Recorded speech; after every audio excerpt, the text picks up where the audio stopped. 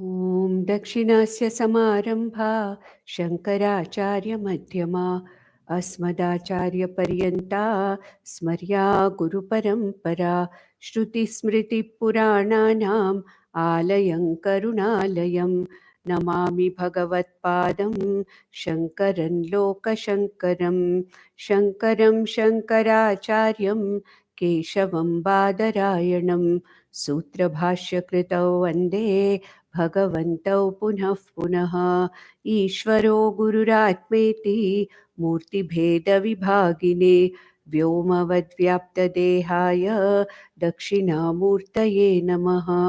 परिज्ञानाश्रम श्रीगुरुशङ्कर परिज्ञानाश्रम शङ्कर सद्गुरु केशववामन कृष्ण पाण्डुरङ्ग आनन्द परिज्ञान गुरु सद्यो जात शङ्कर सद्गुरु गुरुर्ब्रह्मा गुरुर्विष्णु गुरुर्देवो महेश्वरः गुरुः साक्षात् परब्रह्म तस्मै श्रीगुरवे नमः।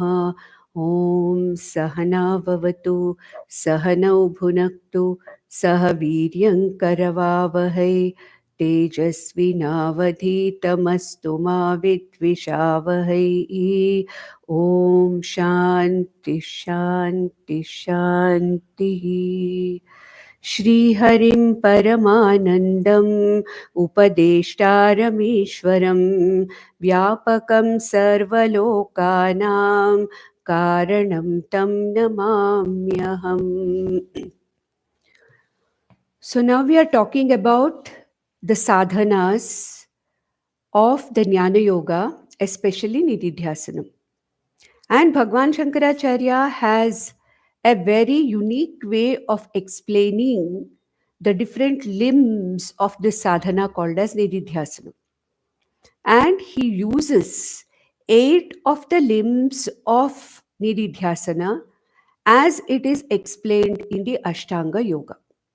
But we have to understand one thing, that in Ashtanga Yoga, every step is a preparation to the next step. And all the 8 before the Samadhi, all the 7, steps or the angas are basically associated with the regulation of the body, mind, sense complex. That is the body, the physical body, the prana, the indriyas, and the mind. So, this whole sadhana in there, what we are talking about in the Ashtanga Yoga, is basically to discipline and to make all the 3, that is the Karya, Karana, Sanghata, actually to be in unison and to be something which is conducive for the final limb of Samadhi, Dhyanam and Samadhi. That is what it is. But here, though Bhagwan Shankaracharya is using 8 of the limbs as suggested there and adding 7 more, all these 15 limbs of Nididhyasana Sadhanam are basically what? They are basically talking about seeing everything as Brahman. Here, every limb of the 15 limbs is understanding or abiding in this knowledge that this is also Brahman. Because now what Bhagavan says is, every limb of the Nididhyasanam, all the 15, every one of the 15 limbs of Nididhyasanam have to be taken as a contemplation on Brahman itself. So it is not that one is leading to the other. It is not as though, as we are talking in the other system, whatever are the angas or the limbs of yoga which were talked about, which were basically in fine tuning and harmonizing the sthula sharira, sukshma sharira. That is the body, mind, sense complex, karya, karana, sanghata. But here, every limb or every aspect of the 15 aspects which are taken as components of Nididhyasana, every component is trying to see Brahman itself. So, here, already as a mumukshu, as a sadhaka, I have done enough for fine tuning of the body mind sense complex. And I have heard enough of Vedanta also, Guru Mukhena Shastra Shravanam. Now, what is my intention? To assimilate that particular knowledge. And Bhagwan Shankaracharya says that I am going to give you 15 ways in which you can look upon yourself as Brahman and abide in this knowledge. And therefore, starting from Yama, Niyama, etc., till this Mula Bandha, which we saw last time, all these seven, which we have already seen, Bhagwan Shankaracharya in some way tries to tell us that all these things are nothing but Brahman. Therefore, in every component, what is my vision? Though it is talking about the Sthula Shariram, my vision is what? I am not the Sthula Shariram, but then I am the one who's pervading the Sukshma Sthula Shariram. Though I may not be the Sukshma Shariram, I am the one because of which the entire Sukshma Shariram is also functioning. Therefore, ultimately, here, every component or every anga of Nididhyasana is reiterating that that particular anga is leading me towards myself. It is leading me to abide in myself. So, in 15 ways, though he calls them angani, Tripancha angani, that is 15 limbs of Nididhyasana, every limb is actually directing me and helping me to abide in my Atmaswarupa. And every limb I see as myself, as Brahman.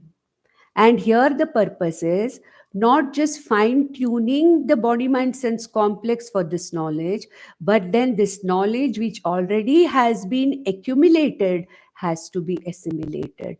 And therefore, every anga, every limb of this Nididhyana Dhyasana process is where I see myself as Brahman itself, though the names are different. Every of the 15 angas is leading me to abide in myself, the Atma Swarupa, that is, abide in me, the Sakshi Chaitanya Atma in me, I. Every limb is taking me and abiding me in this, my own Swarupa.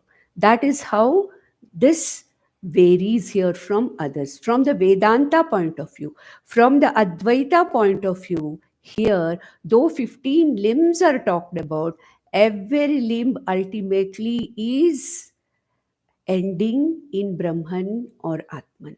So, in 15 ways, I can see myself as Atman and abide in my Atma Swarupam. So, this is the Vedantic meditation, or what we call as the Nididhyasana.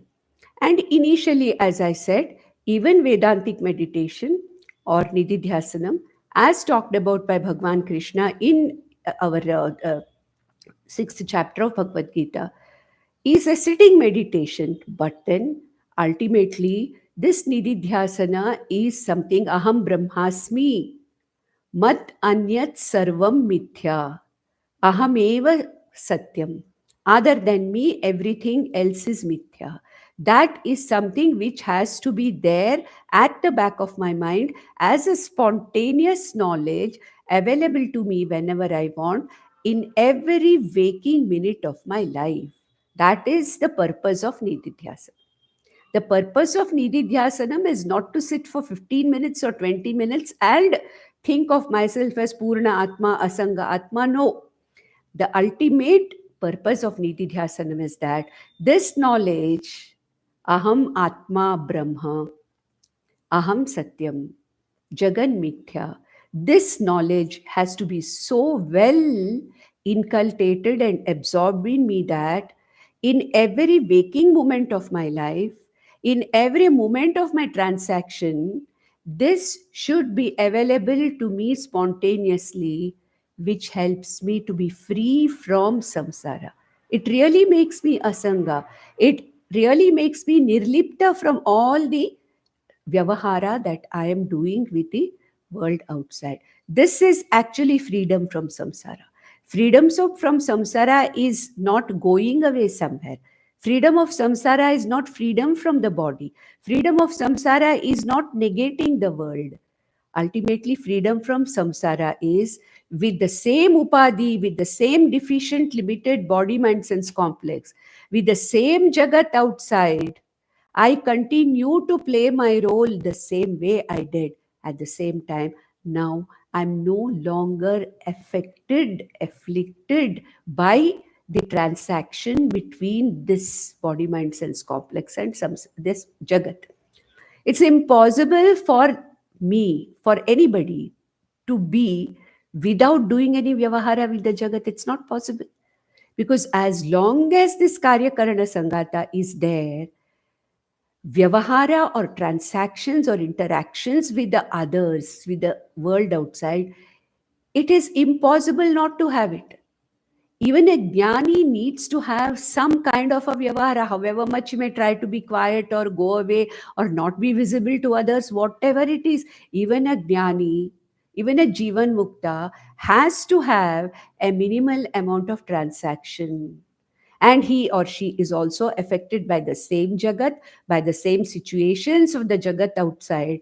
And therefore, this knowledge, which has been assimilated through these 15 limbs of Nididhyasana, literally insulates me from the psychological dependence, from the fears and anxieties of the interactions with the Jagat as we used to have earlier. This is what is meant by Jivan Mukti or Moksha, and that is what is attained by Nididhyasana. And so now we'll go to the 115th verse where Anga Samyam is talked about. Anga Samya means what? That is Deha Samya. How to keep the posture of the body. That Kaya and Griva, all that Samaha that should be there, all that was talked about. That is how to sit in a proper position, how to keep your body in such a way that you are not disturbed by anything. So that is what he's going to take in the next verse, 115. Anganam samatam vidyat same brahmani liyate noche naiva samanatvam rujutvam shushka vrikshavat. So he says, sitting straight like a ramrod, okay, or like a shushka vriksha, or like a dried branch, a straight branch of a tree, sitting like that, that's all right. There's nothing wrong. That is initially for a person who is getting into Nididhyasanam, a person who's trying to get into this meditation mode. For such a person, Anga Samyam or Rujutvam, second line, if you see, Samanatvam, Rujutvam, erectness of the body, the straightness of the body, and the entire spine being in one line straight without bending anywhere, that is okay. That is initially okay. Anga Samyam, even Lord Krishna talks about it in Bhagavad Gita. That is perfectly fine. There is no problem about it at all. Let that happen. But ultimately, that is not the meaning of Samyam. So, what does he say here? Anganam samatam vidyat same brahmani liyate. Okay, I have to understand that ultimately this body has arisen in me, the Atma, exists in Atma, and resolves into me, this Atma. Therefore, Anganam same brahmani layameva anga samyata. It says, what is the samyata? Anga samyata, or that which is there, samata, anga samata. What does it mean? Merely sitting erect and straight like a tree, like a dried shushka vrikshavat. That is not the thing. What I have to understand, Anganam samata vidyat same brahmani liyate. Ultimately, what do I understand? I have to understand that I am nothing. This body is that in which is going to be ultimately resolved in me, the Atma. So, who am I? I am the Sama Atma. I am that ultimate Sama, or that even without any kind of a break, that kind of an Atma or Brahman. In me, this body, whatever may be the position of this body, ultimately, this body is what has appeared out of me, and it is going to get resolved in me. This understanding, Anganam Same Brahmani Layam, all this entire body is nothing but a manifestation, a projection of I, the Sakshi Chaitanya Atma. But at present, when I'm trying initially, when I'm trying to get some kind of a fine tuning and harmony of the Sthula Sukshma Shariram, then yes, posture is important, where I sit is important, what kind of a place, what kind of a time, all that is okay. What Bhagwan says is that is for the beginners, to kind of bring the body mind sense complex into an integrated state of harmony for dhyanam, for meditation to happen. But here we are talking about nididhyasanam, where I have to see myself as the source of everything. So this samata, anganam samata vidyat same brahmani liyate. May you understand that ultimately angas samata, that is anga samyata, is nothing but understanding that I am the origin of this body also. I am that uniform, divisionless Atma, Brahman, in which this body exists. This understanding that every part of my Karya Karana Sangata is ultimately abiding in me, the Atma. I am that existence and consciousness because of which the body is also functioning. This understanding, he says that is resolving the body into myself, the Atma. How? Mentally.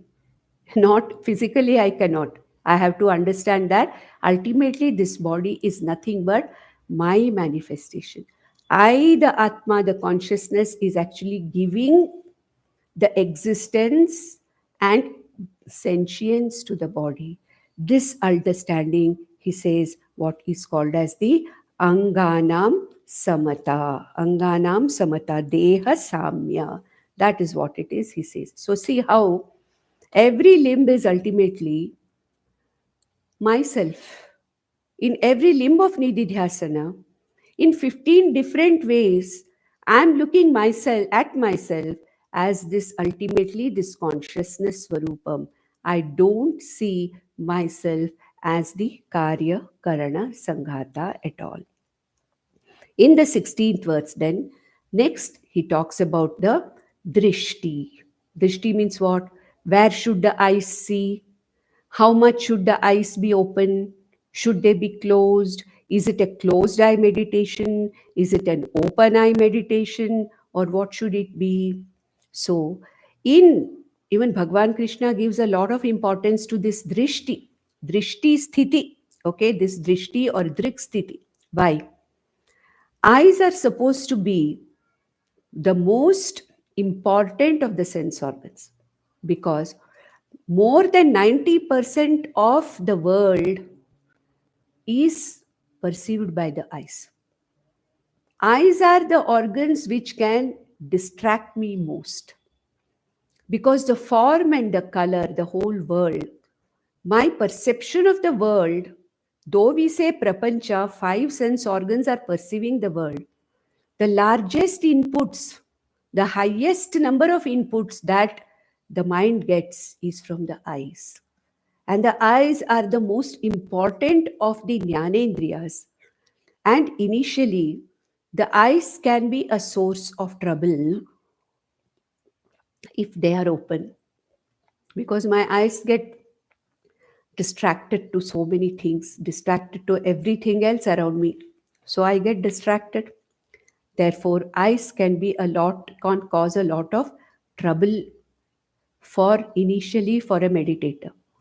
Now, if you close your eyes, if we close our eyes, it's possible that we may fall asleep, because once we close our eyes, the mind thinks that the eyes are closed. So most of the world outside is, not there for perception. The most important anga necessary for perception, that is the jnanendriya of eye, is not there. So it's as though it is time for me to sleep. It may fall asleep. So, to avoid these things, what did Krishna say? He said, close your eyes, neither fully nor are they fully open, but try to concentrate on the tip of your nose. By then, what is happening? That the eyes are semi closed and they have a point, the tip of my nose, to concentrate upon.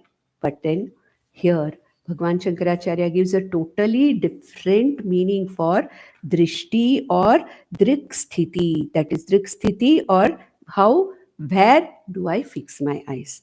And next two verses are talking about the driksthiti, as to what is meant by driksthiti, what is meant by fixing your vision. There it is fixing on my nose so that my eyes don't get distracted. But here for an Nididhyasaka, the drishti is something totally different. What is the the way one sees? What is the drishti here? What is the perception here in an Nididhyasaka? That is being told in the next two verses. So 116 says, Drishtim jnanamayim kritva pashyed brahmamayam jagat sadrishtihi paramodara nanasagravalokini. Nasagra avalokini drishti means, as it is taught initially, that one has to look at the tip of one's nose, by which we are neither opening the eyes fully to the world outside, nor are we closing the eyes, which will induce probably sleep, but they are left half open. How do you leave it half open without a point to focus? Okay, focus on the tip of your nose continuously. Continuously means for those 15-20 minutes, then you'll find that your eyes are neither fully open or closed. That is what is called as Nasagra Avalokini Drishti. Nasagra Avalokana. Okay, that is looking at the tip of your nose. But then Bhagwan Shankaracharya says, as a Nididhyasaka, that is not your drishti. Then what should be your understanding or drishti, or what is your perception? What should be your vision? Here, drishti is talking about the seeing of the eyes, where in the definite that yogic system where we are talking about where to focus the eyes. But in Nididhyasaka, in a Nididhyasaka, in the process of Nididhyasana, what is the drishti? What is the way in which I perceive? Here, perception itself is talked about. There, the how to adjust your eyes is talked about, because we are talking about the fine tuning of the entire Karyakarana Sanghata there. But here in Nididhyasana, Bhagwan Shankaracharya says the drishti here is not the superficial managing of the position of the eye, but your very perception, your very vision. What should be your vision as a Vedanti? What should be your vision or driksthiti as a Nididhyasaka? He says, Drishtim jnanamayim kritva. Jnana drishti. That means what? Let your drishti, or let your perception, or let your vision be of that of this knowledge that you have heard. What is this knowledge? Aham satyam jagan mitya. Aham brahmasmi. This jnanamayi drishti. I am not the body mind sense complex. I am that Atma Swarupa, because of which the entire body mind sense complex is functioning. So this is the Jnanamayi Drishti. So here, as a Nididhyasaka, it doesn't matter whether you close your eyes or whether you open your eyes. Ultimately, my meditation or my Nididhyasana should be open eyed only, because it should be available to me all the time when I'm doing all the vyavahara. So it has to be an open eyed meditation only. Here, as a Nididhyasaka, drishti means what is my vision. So he says here, Jnanamayim drishtim kritva pashyed brahmamayam jagat. May you look at the whole universe as that which is pervaded by me, the Atma Brahman. Mayeva Sakalam Jatam. I am the one in which this entire world is projected. It exists. And then ultimately it resolves back into me. This understanding, this drishti, this vision is called as the Jnanamayi drishti. Therefore, whenever I am doing the Nididhyasanam and when the question of Drik Sthiti comes, I have to understand that my vision should be what? My vision now as an Nididhyasaka should be that everything here is Brahman. There is nothing else other than Brahman here. All this body, mind, sense complex, all this entire world of names and forms is a mere Nama Rupa in me, the Atma and Brahman. This drishti is called as the Jnanamayi drishti. So, get over that fixing of the eyes and other things. May your drishti or drik sthiti be such that every time let this knowledge come spontaneously to you. Train your intellect, train yourself to have this knowledge that ultimately everything is Brahman. In the form of a name and form, ultimately I am dealing with Brahman. When I'm touching this table, I'm touching the table, no doubt. I'm doing the vyavahara with this table, no doubt. But ultimately, what am I touching? I'm touching the wood, correct? I'm doing all the vyavahara on this wood, this plank of wood, which I call as table. When I touch a pot, I'm touching clay, really speaking. And all the vyavahara that happens is because of the name and form of the pot. When I'm dealing with ornaments, my buddhi is what? Gold buddhi. What is my drishti? Gold drishti. I may be using the ornaments, I may be touching the golden ornament, but what is my drishti? It is gold. With gold drishti, I handle the ornaments. Isn't it? Similarly, with Atma drishti, may you see the whole world. May you transact with the whole world, handle the whole world, handle your body, mind, sense complex with Brahma Drishti. Drishtim Jnanamayim Kritva Pashyed Brahmamayam Jagat. May you see this whole creation as that in with that which is a projection in Brahman. What is false? The name and form is false, but that which is underlying or that which is the adhishtanam of the name and form is nothing but this Atma. This is what is called as the Jnanamayi Drishti. So Drik Sthiti is what? Jnanamayi Drishti. All the time in all my transactions, see that I am dealing with Brahman. I am touching Brahman. I am seeing Brahman. But in what way? I am seeing Brahman as different forms and colors. I am touching Brahman as with different names and forms. That's it. So this is called as the Drishti, Jnanamayi Drishti, Sadrishti Paramodara. That is the highest Drik Sthiti or Drishti Sthiti. Na Nasagra Avalokini.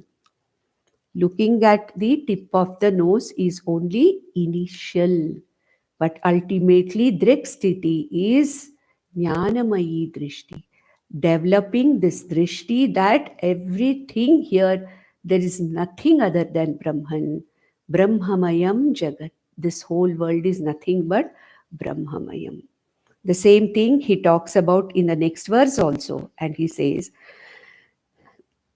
द्रष्टृदर्शनदृश्यानां विरामो यत्र वा भवेत् दृष्टिस्तत्रैव कर्तव्या न नासाग्रावलोकिनी. Same thing again. This drishti is what? This drishti or driksthiti is not merely looking at the nose and trying to keep the mind calm and focused. Now, that is not my intention. My drishti is the jnana drishti, where he says, drashtru darshana drishyanam viramaha. That means, I am that because of which the seer, the process of seeing, and the seen, what we call as the pramata, pramana, prameya. The drishti, the eyes, the process of seeing by the eyes, and the objects that are seen by the eyes by this process of seeing, we call it as the triputi, a triangular kind of a process where there is an instrument, the eyes, there is a process of seeing, and then there is an object which is seen. Similarly, all the sense organs have a triputi. There is a hearing instrument, there is a hearing process, there is a sound which is heard. So you can apply it to all the jnanendriyas and karmendriyas. But what is it that makes me a seer? What is it that makes me a listener? What is it that makes me a smeller, taster, feeler, goer, holder, grasper, whatever it is? What is that? That is that Atma Swarupam I. I, the Atma. This Atma Chaitanyam is that which makes this process of the instrument, the seeing process, and the seen object as one continuous experience as the seer. So may you understand that who am I? I am that consciousness because the drishta, or the one who becomes the seer with the instrument of the eyes and the process of seeing and the object seen, become one continuous unit of experience. This is the drishti I should have. Who am I?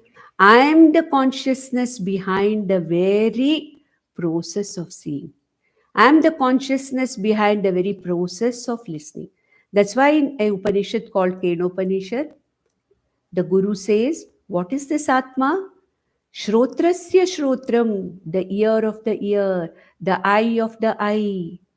So because here the drishti is being talked about, Bhagwan talks about only this, the eyes, the process of seeing, and the object of sight he talks about. But then it involves all the other sense organs. So this vision that I'm not the eyes, I'm not the process of seeing, I'm not the object of seeing, but all these three are in me.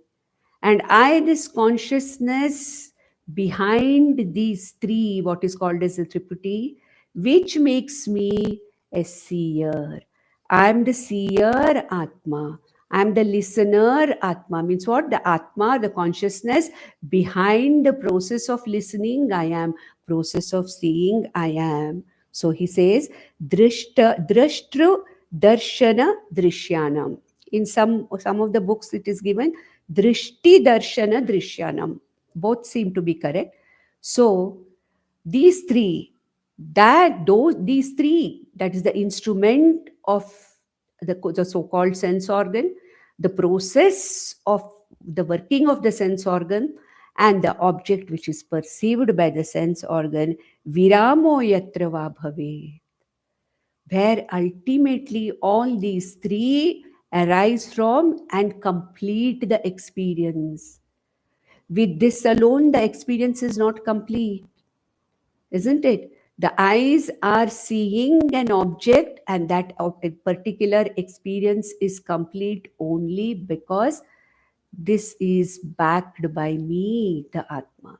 This is the drishti I have to have. So he says, drishtru darshana drishyanam viramo yatra va bhavet, where they ultimately, you know, get their capacity of this particular experience from drishtihi tatraiva kartavya. May you have that vision constantly, that behind this experience of seeing, I am the Atma who's behind this entire experience. Because of me, the consciousness, every sense organ's action is experienced by me.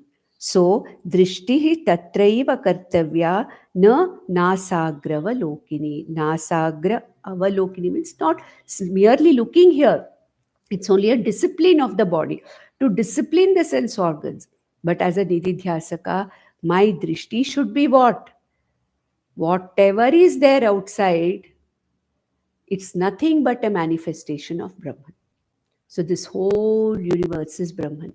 That is one aspect of my vision as an nididhyasaka. The second aspect of the vision is that I am that consciousness behind all the experiences that this body, mind, sense complex experiences. This, he says, is the Jnanamayi Drishti and not a mere discipline of looking at the tip of the nose. So now you are understanding that every limb of Nididhyasana is taking me back to myself. It is telling me that every limb of this ultimately is helping you to see yourself as that consciousness, which is the one in which all the angas are arising. All these 15 limbs of Nididhyasana are nothing but seeing myself as that limb. Seeing myself as that limb. So, in 15 ways, I am understanding myself as that Sakshi Chaitanya Atma. This is what Bhagavan is trying to reiterate in all the 15 limbs of Nididhyasana. Now, next we come to the next. After the Driksthiti, what is that? After the Driksthiti, it comes what? Then Pranayama. Pranayama means control of the breath. So now Pranayama is another discipline. Why this discipline of Pranayama? It is a bridge between the Sthula Shariram and the mind. Prana is like a bridge which brings about a connection between or a harmony between the body and the mind. When the body is disturbed, the mind is disturbed. When the mind is disturbed, the body is also disturbed. And when these two are disturbed, the prana also, the breathing also is not happening properly. So, what is thought is very scientifically also that when the breath is regulated, automatically those two things which are connected with the breath, that is the body and also the mind, automatically calm down.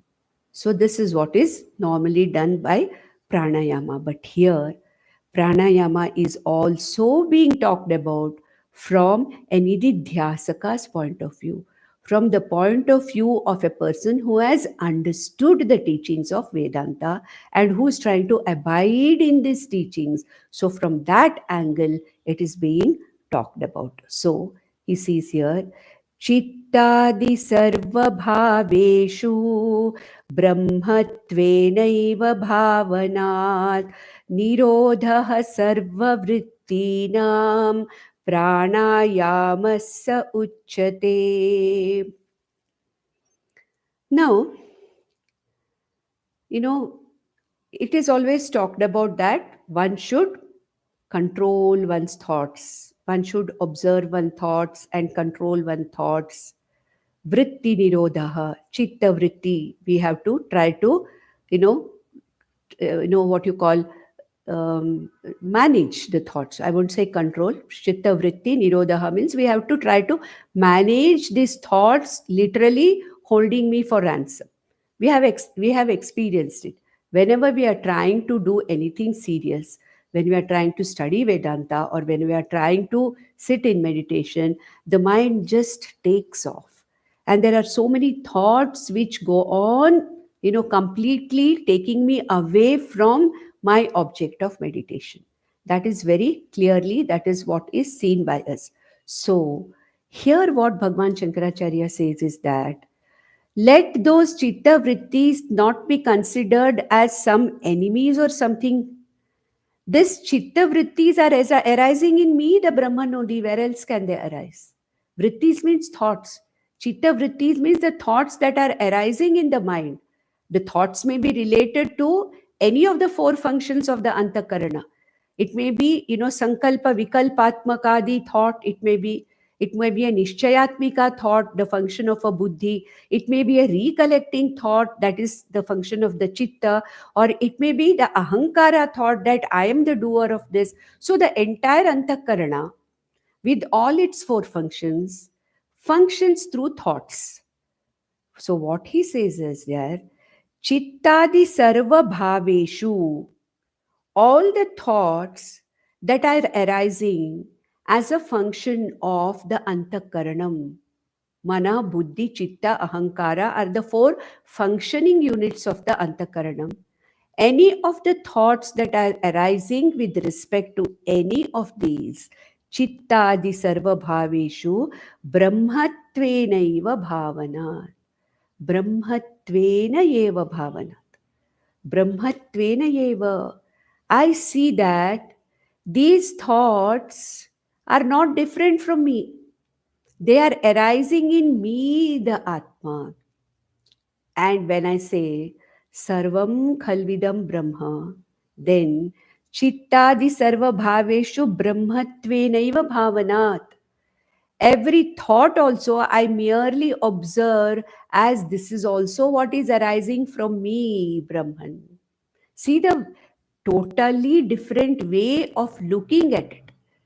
There means what? Initially, I take these thoughts as disturbing to me and I want to control them. Nirodha, I want to, cut them off. I have to do certain things to cut off these thoughts or my mind to be free, withdraw, uparamam. That's what Krishna says. Whenever the mind goes away, shanaihi uparamet. Gradually bring the mind back from that thought to the object of your meditation. That's what it is. But here, it's an entirely different approach where Bhagwan Shankaracharya says, may you not fight with your thoughts. Look at them also as those which are arising from me, the Brahman.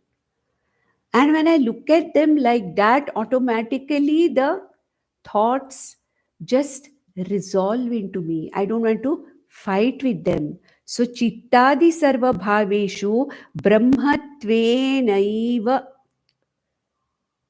bhavanat. These are not something alien. These may be arising in my antakarana, but ultimately, where are they arising? In me, the Atma. If I can see every name and form outside as nothing but Brahman, or I can see this whole body as nothing but the manifestation of Brahman, why can't I see the mind and its function also as the manifestation of me, the Brahman? Therefore, chittadi sarva bhaveshu means all the thoughts arising out of the four different functional aspects of antakarna, brahmatvenaiva bhavanat. They are nothing but those arising in me, existing in me for some time, and resolving back into me. When that is the observation I have, this is nirodha sarva vrittinam pranayamah saha uchyate. He calls this as pranayama. Very difficult to understand, but this is the approach of Bhagwan Shankaracharya for a nididhyasaka. Because you're talking about an nididhyasaka here. We're not talking about a total ajnani who's trying to bring about a kind of a harmony in the body mind sense complex for the sake of meditation. No, here we are talking about nididhyasanam, means I already know these facts. But then when I start seeing that everything is Brahman, only the names and forms in the form of the Jagat and the body mind sense complex, they are mithya. So when I see that, then there is no question of any kind of a naming that or looking at it in any other way. Like Sarvam Khalvidam Brahma, every thought also is nothing but that which is arising in me, the Atma existing in me for a moment and then disappearing. This very vision, this very understanding becomes Sarva Vrittinam Nirodha. And he says, this kind of an approach to every thought that arises in the Antakaranam as that which is arising in me, the Atma, that he calls as pranayama. And ultimately, pranayama is done for what? For chitta vritti nirodha only. For for making the mind quiet, for quietening the mind only. That is why, when you are under a lot of stress and all that, angry, in fear, in anger, how our breath becomes irregular and it becomes faster. And so what is told to breathe silently, breathe slowly, take a deep breath. So when we are doing that, what happens?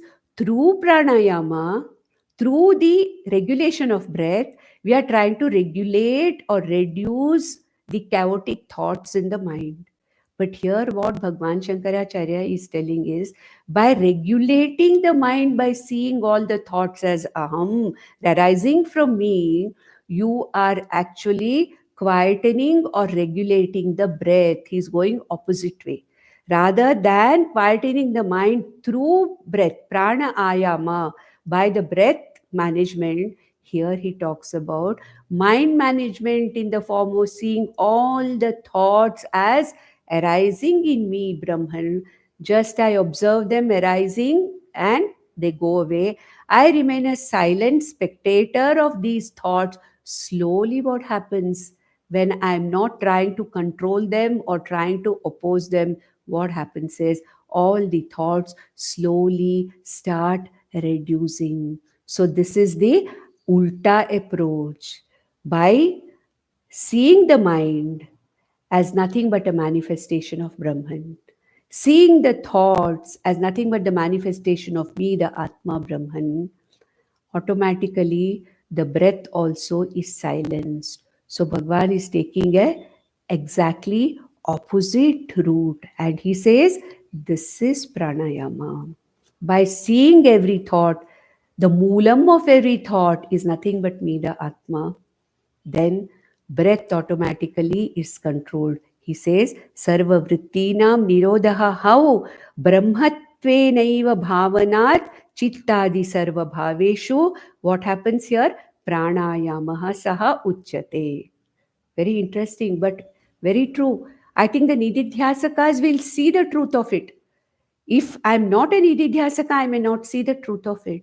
But if I'm an Nididhyasaka and if I see this, I really see, yes, this is what it is. Every limb of Nididhyasana and Aparokshanubhuti is taking me to myself. Every limb of Nididhyasana is helping me to abide in myself. And that is the purpose of Nididhyasana. I'm taking 15 different routes through which I can abide in myself.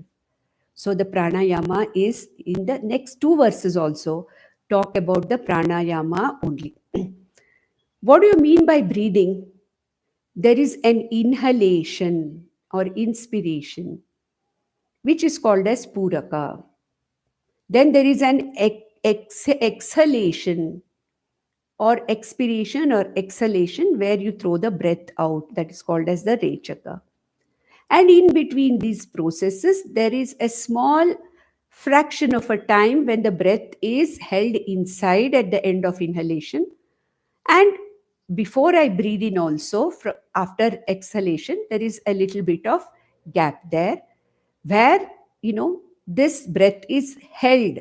And that is what is called as a retention of the breath, either at the end of inspiration or at the end of expiration, which is given the name of kumbhaka.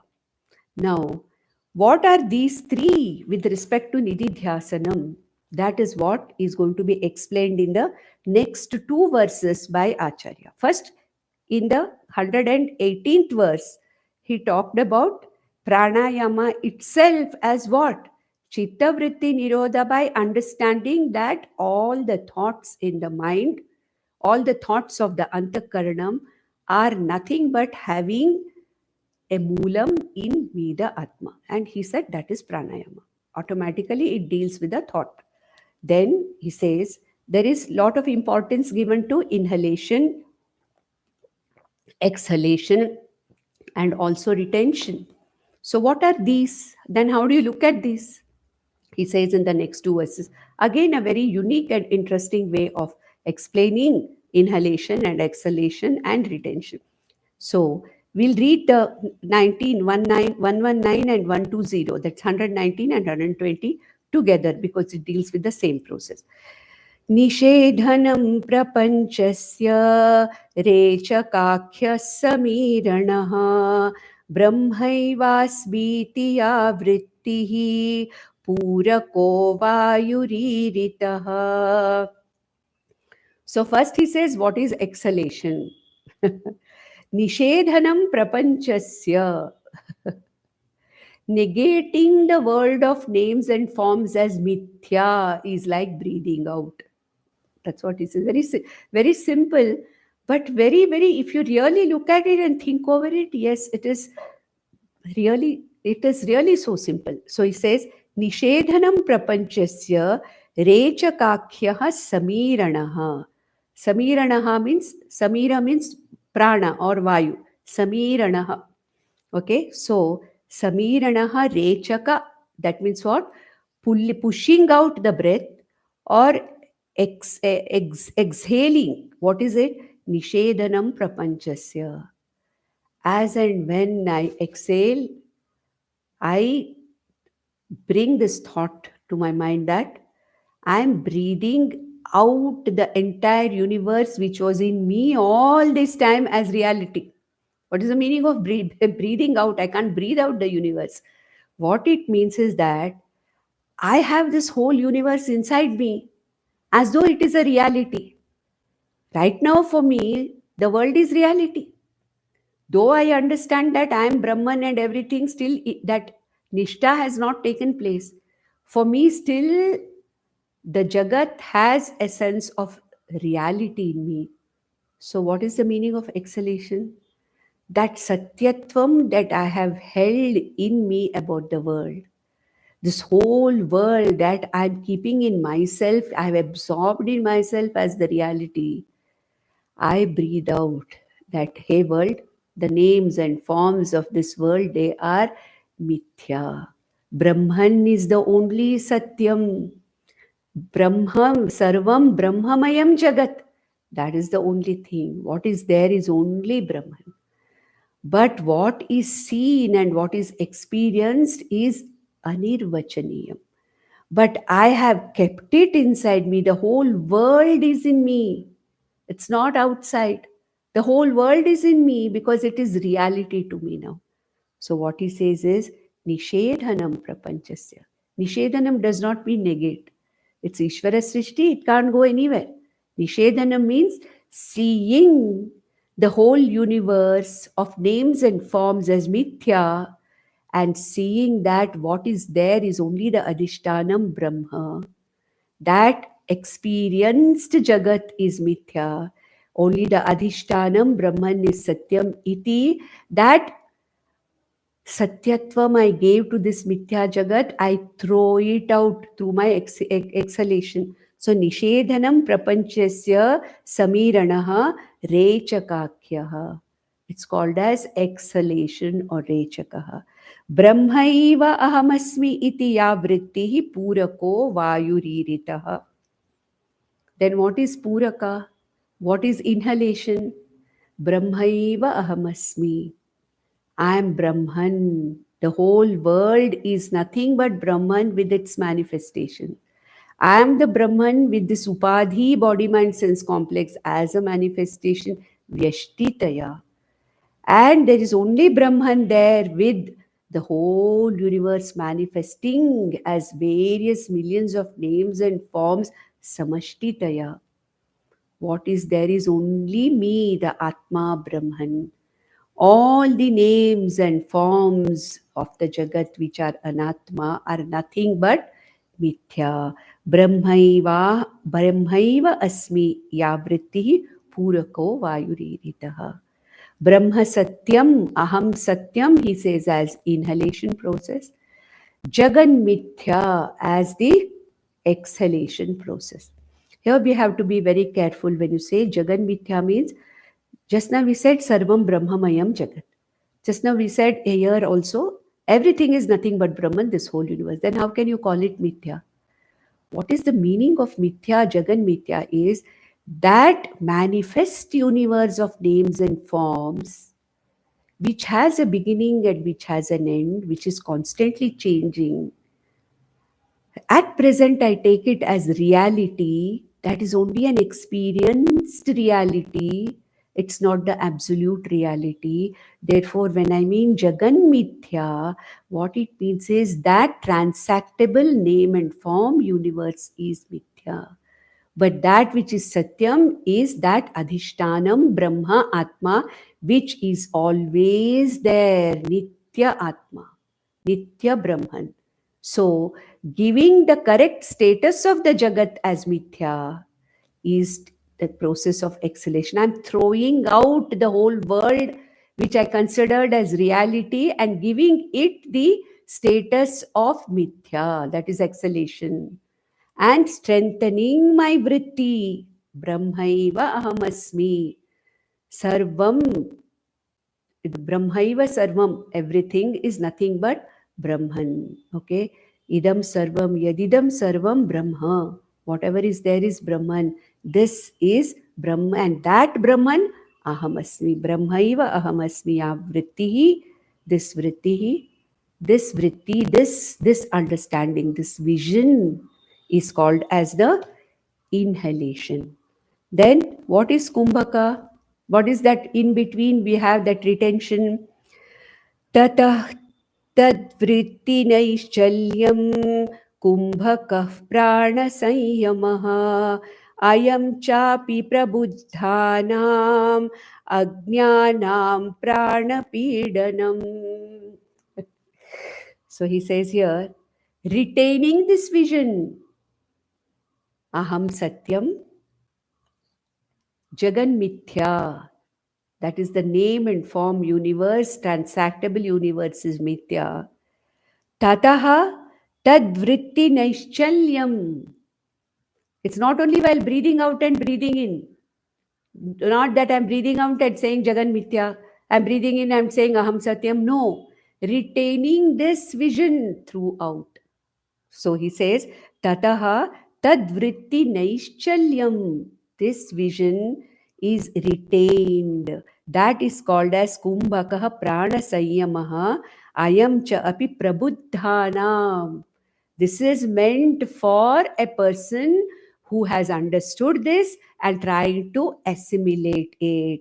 Whereas ajnanam prana pidanam, it becomes a prana pidanam for ajnanis, because all kinds of circus for pranayama, whatever is done, he says the pranayama of a nididhyasaka is breathing out the reality that I have given to the world and see the world of names and forms as mithya.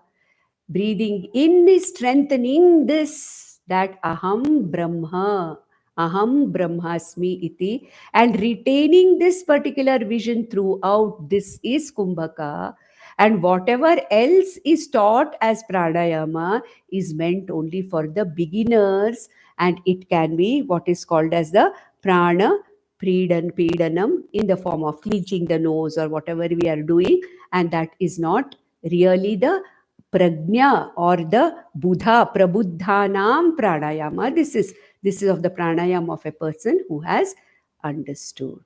So we'll stop with this.